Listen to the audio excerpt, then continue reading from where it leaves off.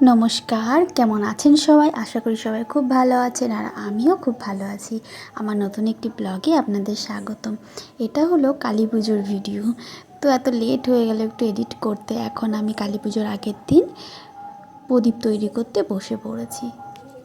প্রদীপ বানানোটা আমার ঠিক ভালো হচ্ছিল না, কারণ সেই ছোটোবেলায় বানিয়েছিলাম তো সেই কারণে আর কি।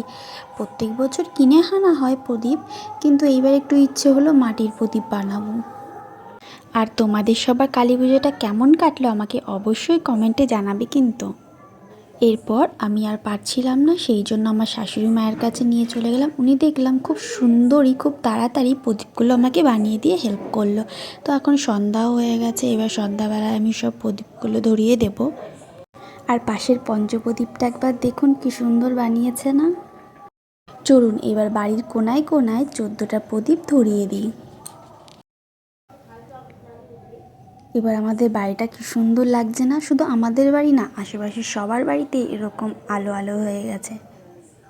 এবার আমি যাচ্ছি আমাদের নতুন বাড়িতে, আর রাস্তা দিয়ে যখনই বেরোলাম দেখুন প্রত্যেকজনের বাড়ির সামনে প্রদীপ ধরানো, বাড়ির ভেতরে কত সুন্দর লাগছে। এবার আমি আমাদের নতুন বাড়িতে গিয়ে প্রদীপ কটা ধরিয়ে দেবো। বলতে বলতে চলেও এলাম, এবার আমি সাজিয়ে দিই।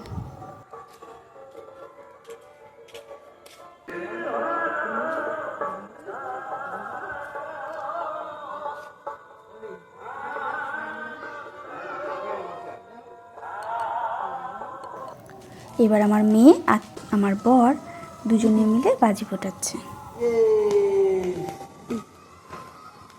বাজি ফোটানো হয়ে গেলে আমরা তিনজনে মিলে বেরিয়ে পড়লাম ঠাকুর দেখতে। এই একটু পাশেই আমাদের এখানে পুজো হচ্ছিল, তো সেখানেই বেরিয়ে পড়েছি।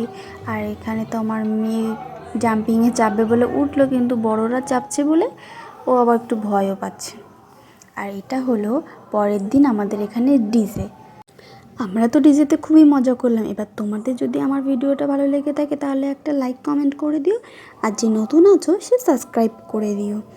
তো এখনের মতন টাটা, দেখা হচ্ছে আবার একটু নতুন ব্লগে।